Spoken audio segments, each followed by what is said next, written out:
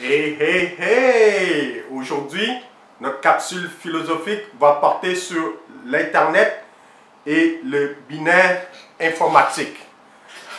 Donc, Internet fut inventé dans les années 90 par l'armée américaine.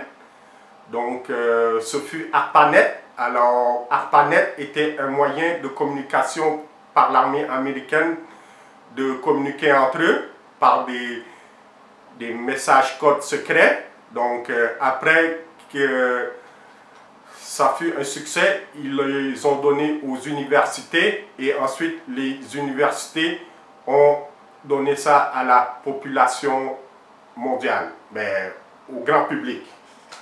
Bref, en parlant de binaire informatique, ce capsule est pour faire l'éloge du grand professeur de mathématiques Fred Gottlob, 1848-1925.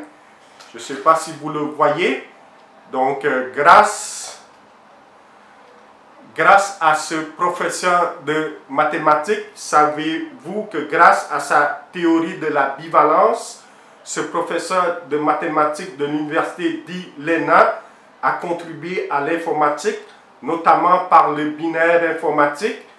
Il fut le premier à mettre en pratique l'idée de formaliser les mathématiques et par ailleurs, il est toujours considéré comme un des fondateurs de la logique moderne. Donc, grâce à Fred, vous pouvez me voir. Alors dans ce cas-là, donc, je vais vous expliquer sa théorie de la bivalence dans mes mots. Donc, grâce à sa formalisation des mathématiques, donc par le 0, 0, 1, 1. Donc, ça, c'est le binaire informatique. Pour ceux qui connaissent un petit peu l'informatique, le binaire informatique, grâce à la théorie de sa bivalence, il a formalisé les mathématiques pour un message code. Donc, merci beaucoup. Et Frege fut aussi considéré comme un philosophe, mais surtout la philosophie analytique, la philosophie logique. Donc, c'est très logique, hein? Les mathématiques, la philosophie